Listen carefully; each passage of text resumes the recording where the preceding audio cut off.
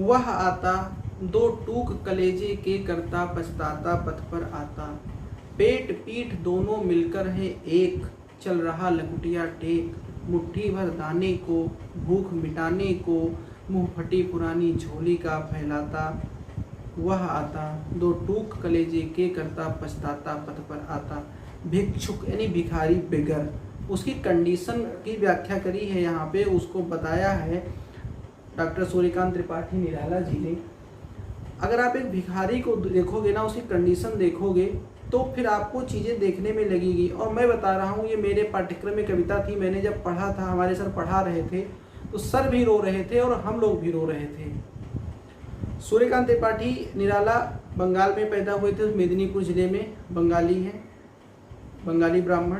ठीक, बेहतरीन रचनाएं इनकी अपरा, अड़िमा, अनामिका और राम की शक्ति पूजा, तुलसीदास, ये सब इनकी बेहतरीन रचनाएं हैं। फिलहाल ये कविता हम लोग देखते हैं और इसका मतलब जानते हैं। मतलब क्या, मतलब स्पष्ट है, इसमें कुछ ऐसा नहीं है जिसकी मीनिंग आपको ना पता हो। आप पूछो अगर इसका उद्देश्य क्या है, तो इसका उद्देश्य यही है कि अगर आपको वास्तव में कोई इस तरीके का भिक्षुक, गरीब भिखारी मिले तो आप यथासंभव यानी जैसा भी आपसे बन पड़े आप उसको दान करिए। और सूर्यकांत त्रिपाठी निराला खुद अपने जीवन में ऐसे थे कि वो बहुत दान करते थे। कई बार ऐसा हुआ कि वो विपत्तियों में रहे, मुश्किल में रहे और उन्होंने चीज़ें लोगों को दान ही कर दी। खुद अपना जो है कर्ज में रहे हमेशा, ठीक, लेकिन लोगों को दान करते रहे। तो वह आता, भिक्षुक आ रहा है, दो टूक कलेजे के करता पछताता पथ पर आता। दो टूक कलेजे के करता मतलब उसका दिल टूटा हुआ है, ठीक है, पछताता पथ पर आता। भाई उसको एक पछतावा तो है ही ना कि वो भिखारी है, मेन स्ट्रीम में नहीं है इस चीज़ का, तो उसको पछतावा भी तो है। पेट पीठ दोनों मिलकर है, एक कमजोरी इतनी है, शरीर में शक्ति नहीं है क्योंकि उसको पेट भर भोजन नहीं मिलता है। तो पेट पीठ दोनों, हमारी तरफ तोन थोड़ी ना निकली हुई है, पेट पीठ दोनों मिलकर इतना दुबला है, कृशकाय है, चल रहा लकुटिया टेक। लकुटिया छोटी लाठी होती है, ठीक है, तो उसको टेक करके चल रहा है। मुट्ठी भर दाने को भूख मिटाने को, मुंह फटी पुरानी झोली का फैलाता। वह आता दो टूक कलेजे के करता पछताता पथ पर आता। साथ दो बच्चे भी हैं सदा हाथ फैलाए। बच्चे प्रकृति की देन, वो भी हैं साथ में, वो भी हाथ फैला रहे, वो भी भूखे हैं। बाएं से वे मलते हुए पेट को चलते, बाएं हाथ से पेट को मल रहे क्योंकि उनको भूख लगी है। और दाहिना दया दृष्टि पाने की ओर बढ़ाए। दया दृष्टि मतलब यही है कि भाई अगर दया करोगे, दया की दृष्टि से देखोगे तो कुछ दे दोगे। तो और दाहिना दया दृष्टि पाने की ओर बढ़ाए। अब भूख से सूख ओठ जब जाते, मीनिंग स्पष्ट ही है। तो दाता भाग्य विधाता से क्या पाते हैं भाई? दाता भाग्य विधाता किसके लिए कहा गया है? आपके द्वार पर भिखारी आता है, ओ मालिक, ओ महाराज, ओ महाराजिन, मतलब आपको ही वो भगवान समझता है क्योंकि उस समय आप ही उसके लिए कुछ कर सकते हो। तो दाता भाग्य विधाता से क्या पाते, मतलब दाता भाग्य विधाता ये सब वो आपको ही समझ रहे, उससे उनको क्या मिलता है? दो घूंट आंसुओं के पीकर रह जाते, लोग नहीं देते हैं तो वो चुपचाप अपने आंसू पी करके रह जाते हैं, उनको लोग भिक्षा नहीं देते हैं। तो चाट रहे जूठी पत्तल वे कभी सड़क पर खड़े हुए।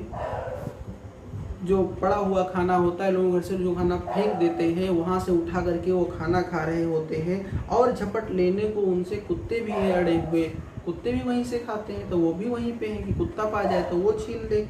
ठहरो अहो मेरे हृदय में है अमृत, मैं सींच दूंगा अभिमन्यु जैसे हो सकोगे तुम, तुम्हारे दुख मैं अपने हृदय में खींच लूंगा। यहाँ पर कवि कहता है, कवि खड़ा होता है, मतलब मैंने बताया ना कि निराला जी खुद इतने दानवीर थे कि वो समस्या में रह लेते थे लेकिन लोगों को दान करते थे, लोगों को भी दुखी नहीं देख सकते थे।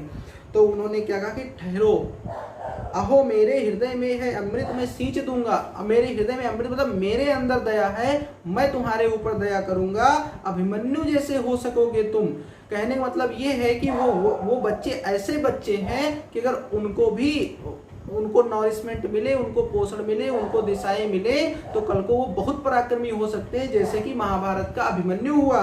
तो तुम्हारे दुख मैं अपने हृदय से खींच लूंगा, मैं तुम्हारी सहायता करूंगा, तुम्हारे दुख को मैं बांट लूंगा। ठीक है, तो ये निराला की कविता है। निराला की और स्त्री कविताएं हैं, इस तरीके से दीन दुखियों पर उन्होंने बहुत सारा लिखा है। मुझे एक कविता सही से याद नहीं आ रही है, तो उसमें इस तरीके से है कि मैं प्रातः पर्यटनार्थ चला लौटा, आप पुल पर खड़ा हुआ और फिर देखा उस पुल के ऊपर बहुसंख्यक बैठे हैं बानर, और एक और पथ के कृष्ण काय कंकाल शेष नर मृत्यु प्राय, बैठा सशरीर दैन्य दुर्बल, भिक्षा को उठी दृष्टि निश्चल, अति क्षीण कंठ है तीव्र श्वास, जीता ज्यों जीवन से उदास। ये भिखारी की जो है किस तरीके से भिखारी दिख रहा है इस पर है। और फिर आगे फिर ये होता है कि मैंने झुक नीचे को देखा तो झलकी आशा की रेखा, विप्रवर स्नान कर चढ़ा सलिल से ऊपर, दूरवादल तंडुल तिल लेकर झोली आए ऊपर, देखकर चले तत्पर बानर, यानी वो बंदर उनकी तरफ चले। तो भजते शिव को 12 मास कर रामायण का पारायण, जपते हैं श्रीमन नारायण, और दुख पाते जब होते अनाथ, कहते कपियों के जोड़ हाथ, मेरे पड़ोस के वह सज्जन करते प्रतिदिन सरिता मज्जन, झोली से कुएं निकाल लिए बढ़ते कपियों के हाथ दिए, कपि माने बंदर, बंदरों के हाथ में दे दिए, और देखा भी नहीं उधर फिरकर जिस ओर रहा वह भिक्ष इतर, और चिल्लाया किया दूर दानो, बोला मैं धन्य श्रेष्ठ मानो। मानवता की परिभाषा ये है कि भिक्षुक को उन्होंने दान नहीं दिया और उन्हें क्या किया, बंदरों को खिला दिए। ठीक है, और इन्हीं का और भी है कि श्वानों को मिलता दूध भात, भूखे बच्चे अकुलाते हैं। श्वान माने कुत्ते, श्वान माने कुत्ता होता है, अंग्रेजी में श्वान माने हंस होता है, हिंदी और संस्कृत में श्वान माने कुत्ता होता है। तो कुत्तों को मिलता तो लोग कुत्ता पाल लेते हैं, लेकिन एक गरीब एक अनाथ बच्चे को नहीं पाल पाते हैं, वो बेचारे रोड पर भूखे घूमते हैं, वो खाना मांगते हैं, और यहाँ पर कुत्ते गाड़ी में टहलते हैं। इस पर भी उन्होंने दृष्टि डाली है। तो ये सब केवल पढ़ लेने के लिए नहीं है बच्चों, ये सब आप अपनी जिंदगी में उतारिए, एक मनुष्य बनिए, रोबोट नहीं बनिए। रोबोट तो मशीन बन ही रही हैं, आप रोबोट मत बनिए। आप भले कल को डॉक्टर इंजीनियर बनो, लेकिन डॉक्टर इंजीनियर के रूप में एक रोबोट नहीं बनना, एक इंसान बनना। तो हमें ये उम्मीद है कि आप इसको अपनी परीक्षा की दृष्टि से तो रखोगे ही, इसका तो मैंने आपको सबको समझा ही दिया, लेकिन इसको आप अपने जीवन में उतारोगे। ठीक, ओके।